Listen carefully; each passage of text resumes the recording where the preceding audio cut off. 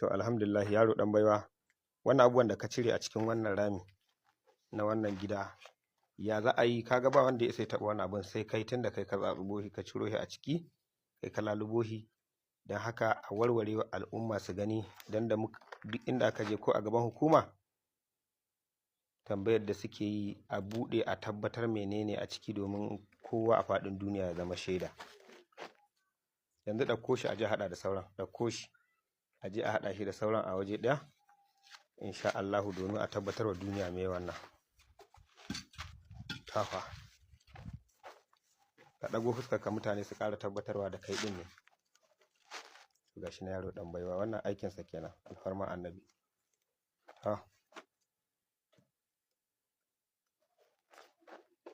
Gashi nan ikon Allah, abin al'ajabi. Tafa menene waɗannan ɗin? Allurai. Allahu akbar, sa inuwa yadda kowa zai gansu. Ɗauko shi, jawo shi nan inda kowa zai gani a gane menene a wajen. Matso da shi ta nan, matso kusa, kowa yana ganin ka a duniya yanzu. Tafa ga abubuwan da suke cikin wannan abun, wato kun surkulla ne aka yi dai saboda gidan nan kar ya zauni kowaye ne bai isa ya zauna shi ba, alfarma annabi. Ga yaron nan ya zo shi ya abun nan ya cire. Na'am, zuba su a ƙasa, ka dinga zubarwa anan kowa ya gani. Na'am, to a cire komai mu gani, a zazzage komai mu gani menene waɗannan. Bismillah, a zazzage komai mu gani. Kuɗaɗe ne wannan komai? Na'am, asiri ne aka yi. Warware mana mu gani. Kai jama'a, ta warware ɗayan ma mu gani, aje shi a gefe. Shi kuma wannan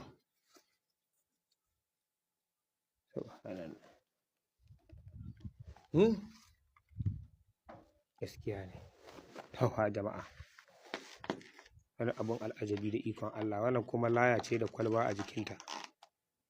To je ka ci gaba da aikin ka yaro dan baiwa. Tafa to a fasa mana, tun daga abun fasawa, ko kuma ba a fasa abun a rusa shi mu gani ko wani bala'i ne shi. Kai kuma tsa, subhanallah. Na'am, shi ma alluran ne a ciki? Kwaɗi, subhanallah, inna lillahi wa inna ilaihi raji'un. Kai ka ga abun al'ajabi. To wannan kaɗan daga cikin aikin wannan yaro dan baiwa. Shi ma har da layin abun. Kai jama'a, subhanallah, kai duniya. Allah rufa asiri. To mai gida Allah ya fanshe ka fa kai kam.